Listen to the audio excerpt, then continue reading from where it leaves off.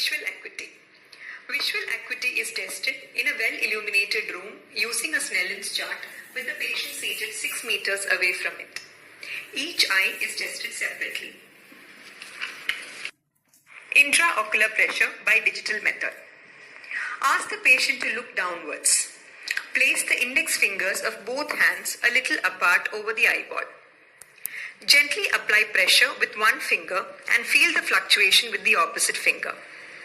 If the eye feels firm, intraocular pressure is normal. When intraocular pressure is high, the eye feels stony hard, while a soft eye is indicative of a low intraocular pressure. By confrontation method. The examiner sits facing the seated patient with his head level with that of the patient at a distance of about 60 centimeters.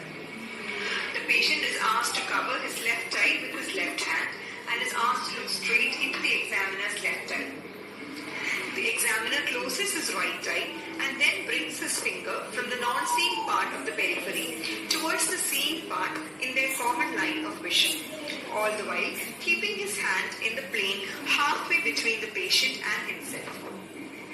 While testing the temporal field, the examiner's finger is to be maintained in the vertical position, and while testing the superior and inferior field, the finger is to be kept in the horizontal position.